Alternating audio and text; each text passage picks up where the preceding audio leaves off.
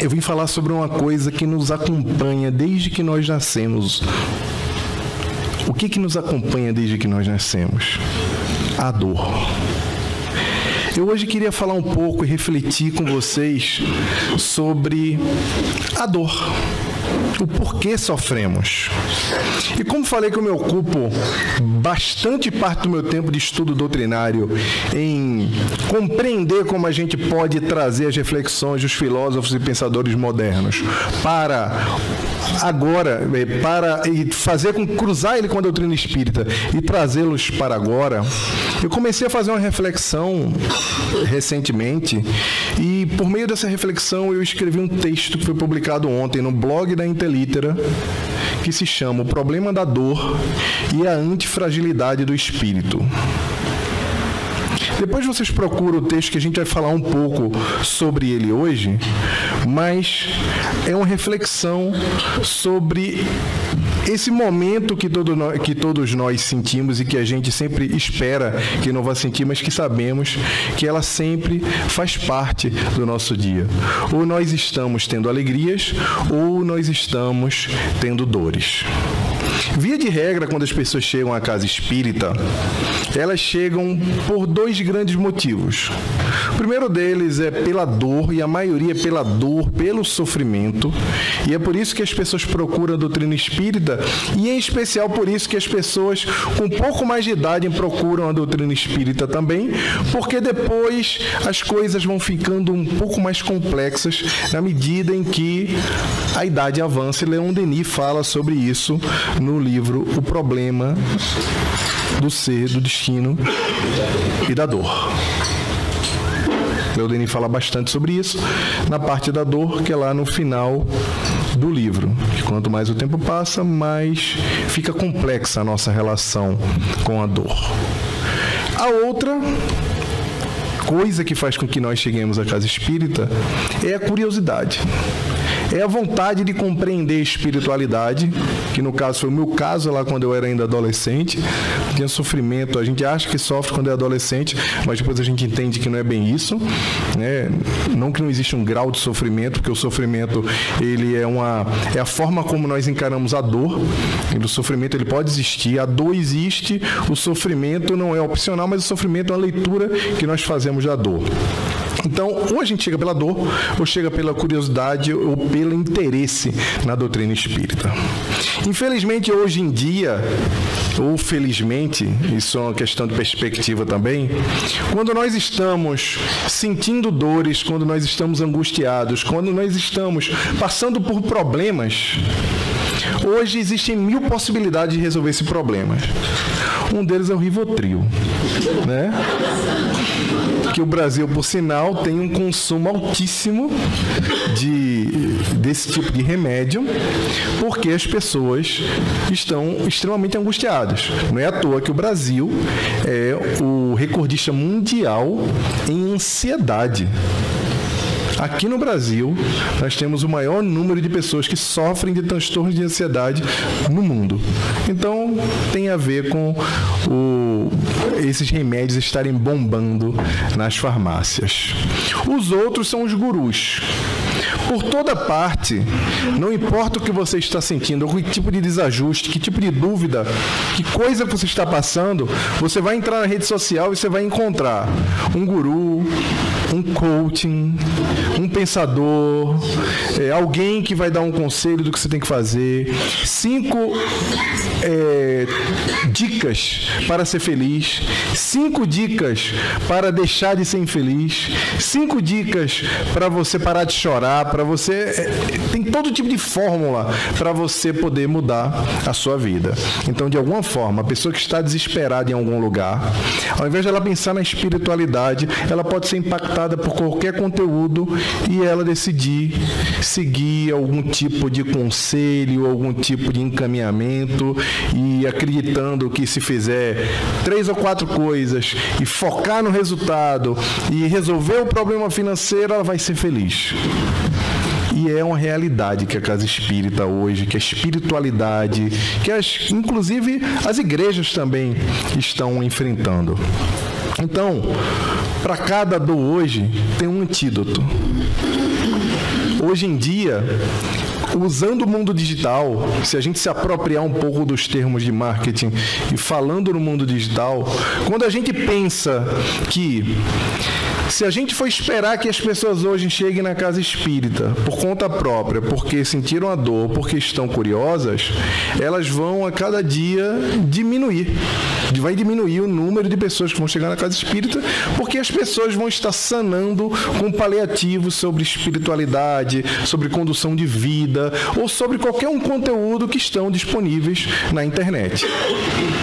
Isso parece um problema, mas necessariamente não é um problema, porque a gente está falando aqui em crescimento orgânico, e quando fala crescimento orgânico, a gente está falando em pessoas que espontaneamente elas vão nos procurar e nós vamos levar mais amor, levar mais espiritualidade para os corações. Por que isso é um problema e não é? Primeiro, porque tem mais conteúdo. E segundo, porque nós precisamos produzir mais conteúdo também. Nós precisamos fazer esse tipo de coisa, como esse trabalho que vai ser feito aqui agora, que é trazer o conteúdo contemporâneo, as coisas que estão acontecendo no mundo efetivamente, para cá, para o nosso dia a dia. Então, eu fico feliz de alguma forma que a gente esteja fazendo isso aqui na casa. Mas por que nós sofremos efetivamente? Se fala na codificação que a felicidade não é deste mundo. Nós vivemos num mundo de prova e expiação. Nós vivemos num sistema, incluídos num sistema, que é um sistema que o tempo todo está variando entre a dor e a alegria.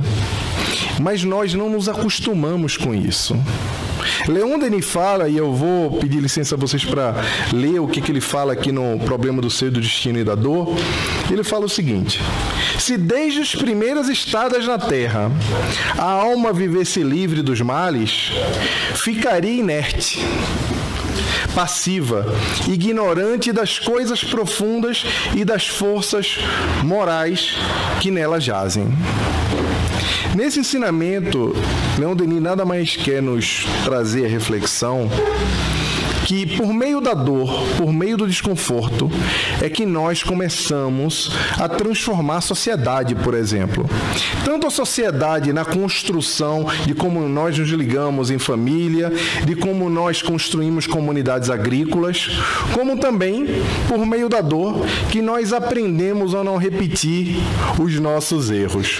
Porque a vida humana, de fato, ela é esse high-low, essa transição entre prazeres e dores. E a dor é extremamente necessária à educação do espírito. O problema é que nós, infantilmente, acreditamos e desejamos que podemos ter uma vida só de alegrias. A gente esquece aquele ensinamento que Maria trouxe por Emmanuel para Chico, do tudo passa. Quando estamos alegres, acreditamos que essa alegria vai durar para sempre. Quando estamos com dor, acreditamos que essa dor também vai durar para sempre. E isso faz com que nós nos impactemos e não mudamos a forma como nos comportemos, ou seja, somos deseducados com a nossa dor. Nós precisamos ter educação quando estamos passando por algum sofrimento, porque sabemos que tanto os períodos de alegria, de bonança, como os períodos ruins, eles também são transitórios, porque nós compreendemos como os espíritas que vivemos no mundo de provas e expiação. E é muito infantil a gente achar, e muito egoísta até, de que o mundo sempre será um lugar de gozo, de prazer para nós.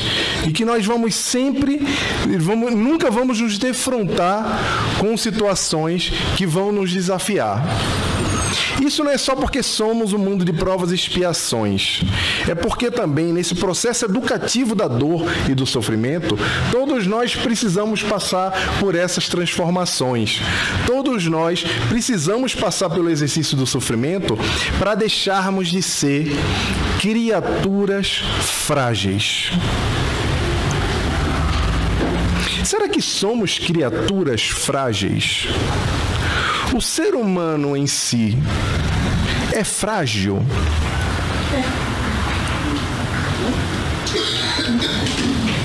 Sim ou não? Não. não é frágil. Tá. Eu vou me apropriar, e eu me apropriei no meu artigo para falar sobre esse assunto, usando um estudo de um pensador, de um escritor, chamado Nassim Taleb. Ele fala que o contrário de frágil não é rígido. O contrário de frágil é antifrágil. E eu defendo no meu artigo, nesse meu texto, que o espírito humano, ele é antifrágil. Mas antes de evoluir com esse conceito do frágil e do antifrágil, nós precisamos primeiro compreender o que significa ser frágil. Frágil é qualquer coisa que, quando submetida a um estresse, quando submetida a alguma situação um pouco mais desconfortável, essa coisa quebra. Essa coisa perde as propriedades. Essa coisa perde, se danifica.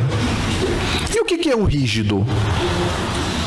O rígido é uma determinada coisa que, quando submetida aos estressores exteriores, quando submetida a esse caos, ele permanece intacto. Ele não quebra, ele não se danifica. Mas se o frágil é aquilo que se danifica, e o rígido é aquilo que não se danifica quando está submetido a estresse e ao caos, uma coisa não é contrária à outra? Sim ou não? Sim. Existe o frágil e o rígido, e uma coisa é contrária à outra. Sinto dizer, mas nós estamos enganados sobre esse conceito. A palavra humana, os nossos idiomas, todos os idiomas, o inglês, o árabe, o português, ele não tem uma palavra apropriada para descrever o contrário do que é frágil. Porque o contrário do que é frágil não é o rígido. O rígido é aquilo que, submetido ao caos, submetido ao estresse, não tem qualquer modificação. E o antifrágil, que é essa palavra que o Nassim criou, são coisas que, quando submetidas ao estresse, quando submetidas ao caos, quando submetidas a coisas completamente fora do controle, se tornam melhores. Por isso que existe uma grande diferença entre o rígido, que com isso nada aprende, que em nada se modifica, com o antifrágil. E o nosso espírito é antifrágil. Nós somos a maior expressão divina do conceito do antifrágil. Por quê? A nossa espiritualidade se desenvolve, a forma como nós enxergamos o mundo, a forma como ampliamos todo o nosso potencial de realização, ele só se dá por meio de experimentos sucessivos que, no mundo de prova e expiação, passam pela dor. Não é à toa que Jesus, quando trouxe o Sermão da Montanha e falou: bem-aventurados os aflitos, porque eles serão consolados. E depois de todo o Sermão da Montanha falando das bem-aventuranças, nessa mensagem extraordinária e atemporal, que até hoje nos emociona tanto, logo em seguida, no Evangelho de Mateus, ele fala: vós sois o sal da terra.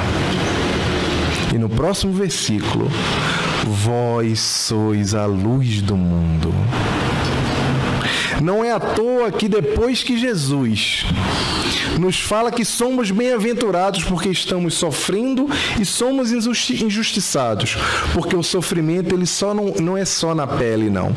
O sofrimento às vezes acontece no trabalho, quando somos injustiçados, quando nos passam para trás, quando nos caluniam dentro do nosso ambiente, seja o ambiente do trabalho, seja no ambiente familiar. Quando acontecem as múltiplas possibilidades de dor nesse planeta.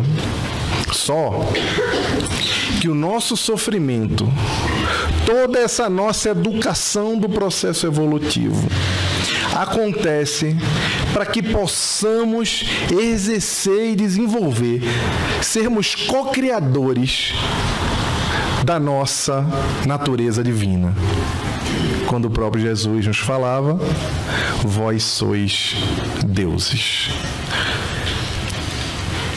Será que poderemos nos tornar o sal da terra se nos tornarmos sem sabor por causa das vicissitudes e intempéries da vida? Será que poderemos ser a luz do mundo, como o Mestre nos falou, se deixarmos apagar a chama e o brilho da nossa alegria por causa do sofrimento e das impossibilidades de relação que os outros nos ofertam no campo da comunidade? Obviamente que não. Toda vez que estamos sofrendo, toda vez que a dor é difícil para cada um de nós, é porque o conjunto das forças que nos circulam no universo, o conjunto das forças que está ao nosso redor, é mais poderoso e mais desgastante do que todas as nossas possibilidades interiores, toda a nossa divindade que está atribuída no nosso espírito humano, que não é capaz de suportar todo esse caos e toda essa diferença. Por isso que quando nós nos educamos com sofrimento, quando nós compreendemos que as coisas que acontecem ao nosso redor têm uma razão, e isso a doutrina espírita nos explica de uma forma incrível quando nos traz a lei de causa e efeito, quando nos traz a lei de reencarnação e a própria lei do progresso. Quando nós compreendemos que esses exercícios são exercícios caóticos divinos, que estão no meio dessa organização universal para fazer com que cada um de nós nos tornemos seres melhores. Quem aqui de nós não conhece pessoas que depois de passar por situações de extrema dor se transformaram em grandes realizadores? Todos nós, quando passamos por coisas que mexem no fundo do nosso ser, que doem demasiadamente, nós temos algumas reações que são reações previsíveis. A primeira delas é o choro, é quebrar, é se fragilizar, é não conseguir reagir diante daquela dor. A segunda é endurecer o coração, é se revoltar, é acreditar que não existe a justiça divina e que as coisas não estão regidas por uma ordem universal. E quando nos enrijecemos, quando reagimos a esse processo da dor, fazendo com que o nosso coração vire pedra e comecemos a despejar o nosso lixo emocional na vida dos outros, começamos a perturbar o ambiente e perturbar a vida das pessoas, porque um dia fomos perturbados, porque agora nos auto-intitulamos pessoas fortes, pessoas de gelo, de pedra e sem coração. Mas as pessoas de gelo e de pedra e sem coração, elas são exatamente iguais às pessoas frágeis que estão chorando nos leitos ou estão chorando em casa, escondida no ombro de um amigo. Porque a fragilidade e a rigidez são dois atributos completamente incompetentes para nos realizar no nosso maior propósito, que é o progresso divino. E a vida vai repetir todas as lições até que tenhamos aprendido a lidar com cada uma delas. A vida vai nos ensinar de uma forma ou de outra, para que compreendamos que aquela dor tem o propósito de nos transformar em antifrágeis, nos transformar em pessoas melhores do que éramos antes desta dor. Vocês podem estar pensando, mas Jaime, é muito difícil. A dor é dilacerante. E qual é a minha resposta para vocês? É mesmo. Dói. É difícil. Doeu também para a doutora Daniela, uma amiga que casara-se muito jovem. Casou-se com um médico, um jovem médico promissor, e logo precisou fazer concessões na própria vida. Logo precisou desistir do sonho de se tornar juíza. Estava muito bem nos estudos para o concurso, tinha uma carreira promissora, mas precisou abdicar para poder formar a família e contar com a plenitude daquele amor. Mas quanto mais ela se envolvia naquela relação, quanto mais a intimidade ficava pesada para o casal dentro de casa, mais qualquer coisa que acontecesse era culpa dela. Quando ficou desempregada, foi humilhada. Quando demorou para ter o bebê, a culpa era dela.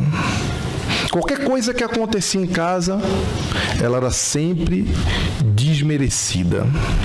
E começou a se sentir culpada.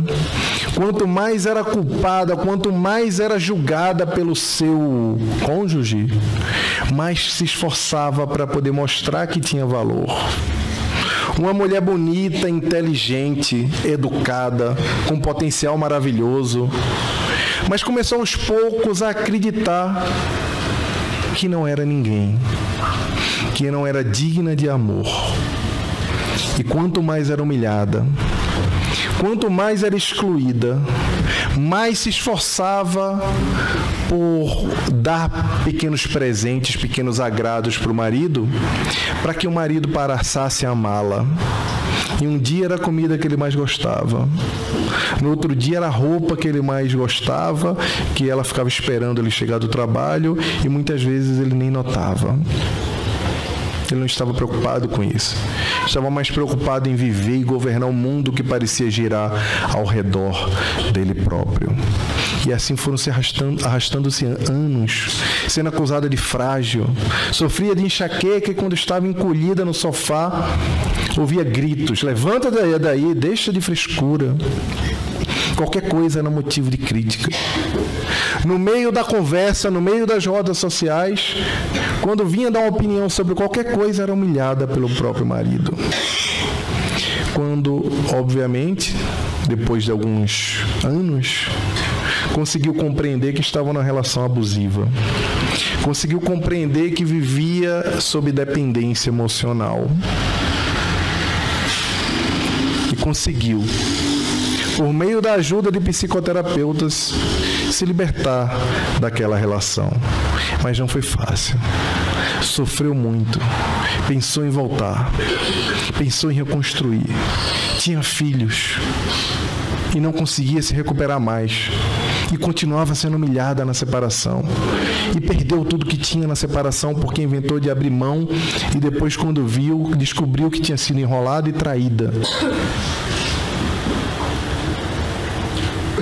Alguns meses depois, compreendendo que vivia uma situação que ela não tinha mais controle e que o sofrimento não ia levar mais para lugar nenhum, ela decidiu fazer outras coisas na vida. Decidiu que ia escrever um livro sobre divórcio para ajudar as pessoas. Decidiu que ia começar a orientar mulheres, em especial, porque isso acontece com o homem também, para quem não sabe, tá? Decidiu que ia ajudar as mulheres a compreenderem qual era o seu papel na relação, em especial com aquelas que se divorciaram, como é que elas poderiam recompor a própria vida. O livro foi um sucesso. Logo em seguida foi para a Rede Globo de televisão aconselhar em um programa famoso as pessoas de como elas deveriam passar por essa situação. Depois se associou com grandes escritores e palestrantes. E hoje, quando você pergunta para ela, ela fala que tem um propósito. Quando você pergunta da dor, ela fala que tem um propósito. E o propósito dela é ajudar as pessoas a compreender o que ela não compreendia. A doutora Daniela, ela aprendeu a lição. Ela se transformou no antifrágil. Ela saiu da situação lá de quebra. Ela poderia ter se transformado em uma pessoa que não queria mais saber de relações, nem queria saber mais sobre... esquecer tudo aquilo que aconteceu. Mas ela fez o contrário. Ela queria continuar sendo lembrada daquela dor. Mas ela precisava ser lembrada daquela dor, ajudando as outras pessoas a mudarem de vida. Por isso que algumas pessoas saem efetivamente maiores do processo da dor. Porque quanto mais caminhamos na nossa estrada evolutiva, quanto mais compreendemos que a vida vai trazer o sofrimento, não importa o que nós façamos, e precisamos estar preparados para entender, preciso ter energia para me movimentar diante desse sentimento e poder dar novos passos. Porque já acabou o momento de pensarmos que somos bem-sucedidos sozinhos. Já acabou o momento de acharmos que seremos plenos apenas nos amando. Os gurus das redes sociais estão errados. Eles falam que nós devemos nos amar, porque você é incrível, porque você é maravilhoso, porque ninguém é igual a você. Eles estão certos sobre tudo isso, mas estão certos sobre tudo isso para todo mundo. E se todos nós somos maravilhosos e somos diferentes, se todos nós temos esse potencial transformador, o que nos faz diferente um do outro? Essa própria perspectiva, ela destrói o caráter especialíssimo que nós temos no universo. De fato, nós somos únicos e somos maravilhosos porque somos deuses. Mas a nossa especialidade, a nossa possibilidade de nos tornarmos indivíduos melhores, nos tornarmos espíritos aptos e prontos para novos voos, para novas possibilidades na esfera do processo evolutivo divino, está nessa compreensão que precisamos ter de que o mundo é habitado por pessoas comuns que decidiram fazer coisas extraordinárias. Então somos todos crianças querendo nos tornar santos. Querendo ser espíritos melhores. Só que para fazermos isso, precisamos ter uma lucidez suficiente para entender o que a doutrina espírita nos traz de uma forma majestosa. Que passamos por vidas após vidas, que passamos por situações diferentes para poder o nosso espírito ser burilado com todas as possibilidades e variações que a nossa vida coletiva, que a nossa vida em comunidade pode nos apresentar. Porque só assim estaremos prontos para darmos novos passos. Não poderíamos dar novos passos sem termos nos educado com a nossa dor. Sem termos saído dessas situações que são situações extremamente dolorosas para o espírito humano, mas necessárias para que possamos construir o melhor que está em nós. Eu vou ler uma frasezinha de Emmanuel aqui sobre a dor, que está no livro Pensamento, Palavras de Emmanuel, não é Pensamento e Vida. Emmanuel fala: a dor espreitar-nos-á a existência, porque a dor é o selo de aperfeiçoamento moral do mundo. Se a gente não quisesse falar aqui em conceito de antifrágil, se a gente não quisesse aqui falar de Leon Denis, não quisesse falar sobre toda a natureza de análise do sofrimento, nós poderíamos ler esse trecho do Emmanuel e fazer toda a palestra. Porque quando ele fala que o selo para o nosso espírito, o selo da nossa existência é a dor, ele nada mais quer dizer que nós precisamos passar por tudo que nós passamos para poder construirmos quem nós somos. Isso aconteceu com Paulo de Tarso. Eu estava no Evangelho no Lar, e nós usamos esse livrinho aqui também, chamado Pão Nosso, que é um dos meus livros preferidos. E tem um trecho do Pão Nosso que fala lógica da providência. E esse texto foi muito pertinente, porque a gente ouve algumas vezes as pessoas se perguntarem: mas eu sou cristão, eu faço a caridade, eu não faço mal a ninguém, eu faço tudo certo e as coisas ruins acontecem comigo. E o que eu digo mais? Quando eu comecei a ir para a mediúnica, quando eu comecei a estudar a doutrina espírita, quando eu comecei a me devotar ao Evangelho, tudo começou a dar errado. Vocês já ouviram isso uma vez? Parece que tudo começa a dar errado. E aí, logo depois de eu sair do meu trabalho, um tempo atrás, estávamos fazendo Evangelho no Lar e caiu a lógica da providência. E aí, quando essas coisas acontecem com a gente, a primeira coisa que a gente pensa é isso: é dizer, poxa, está tudo errado, será que eu estou desfocado, se eu estou me dedicando muito ao serviço do bem, eu deveria estar pensando mais em mim mesmo, fazer o que os gurus mandam a gente fazer, pensar só na gente? Tem alguma coisa errada. E Emmanuel, como o Rossandro Klinger fala, o nome do livro não é Pão Nosso, é Pau Nosso. Aí o Pau Nosso falou assim: você de fato vai passar por situações um pouco mais elevadas. Mas quem disse que a prova de quem está no terceiro ano é igual à prova de quem está no ensino fundamental? Quem está no terceiro ano do ensino médio? Quem falou que as coisas são mais fáceis para quem está galgando possibilidades espirituais mais sofisticadas, como aquelas a que nós nos propomos, querendo nos transformar em espíritos antifrágeis para passarmos para uma outra etapa evolutiva? Então, Emmanuel fala nesse capítulo aqui, que na página 137, depois vocês deem uma olhada, capítulo 154, ele fala que de fato isso acontece. Mas acontece da gente ser mais provado. Porque Deus, sabendo que estamos mais preparados e compreendemos mais, Ele de fato começa a nos experimentar e acelerar a situação. Eu estou falando com as minhas próprias palavras, mas não lê. Mas em resumo, você está preparado, você compreende, você está mais equilibrado. Então agora, vamos colocar um pouquinho mais de carga que ele aguenta, igual na academia.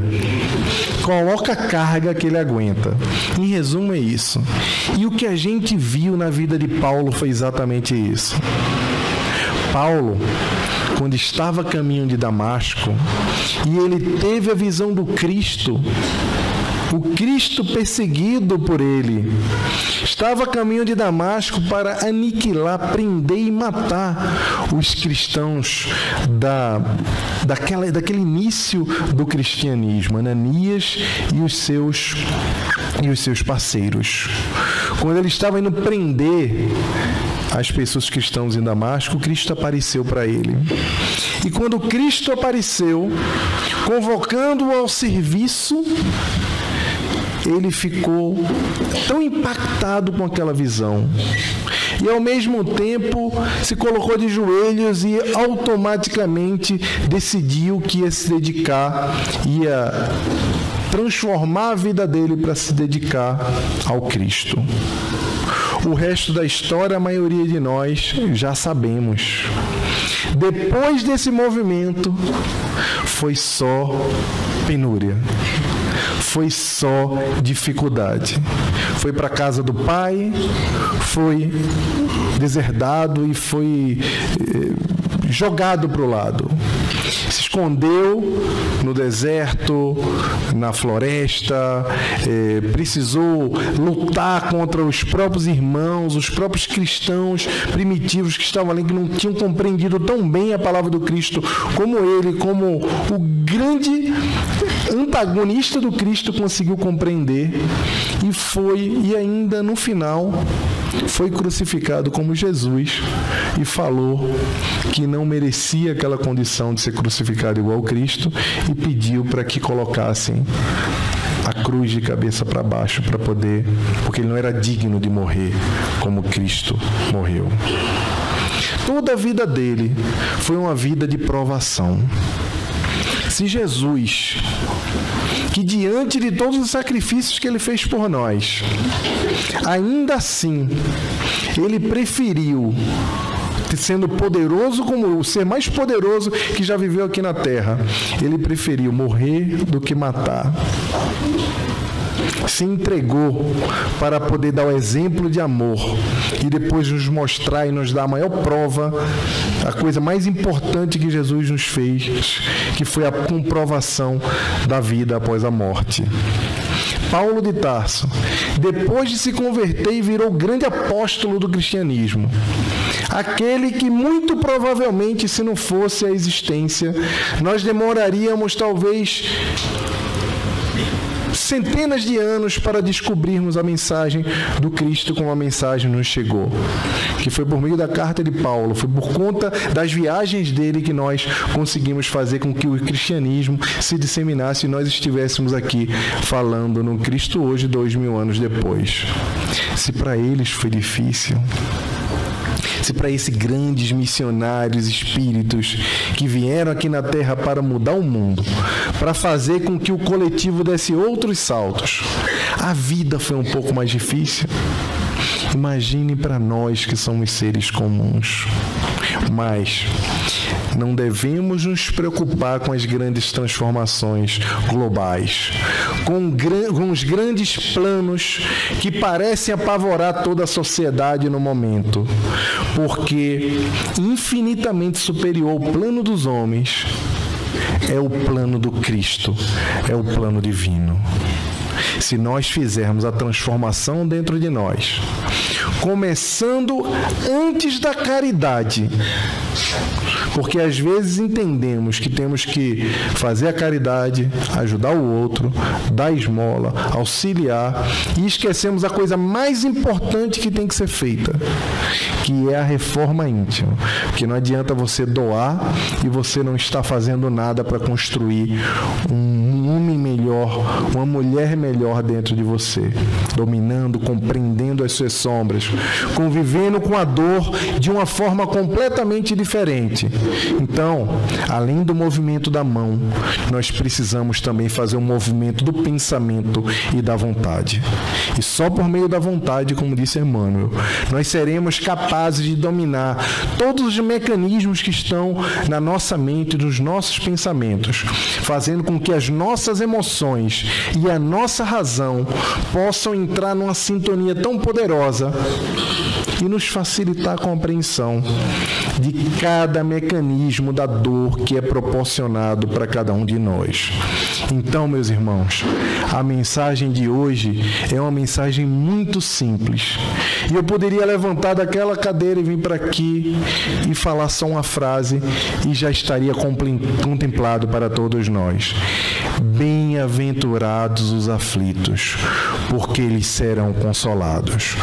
Muita paz e eduquem-se com a dor de cada um de vocês, porque o Cristo está tomando conta de nós. E nós temos uma grande tarefa, que é nos transformarmos em seres antifrágeis, em pessoas que diante do caos, diante da impossibilidade, diante das agressões, diante da passada para trás, diante da ingratidão, diante da traição, um ser humano melhor vai nascer dentro de cada um de nós. Que Jesus abençoe a todos.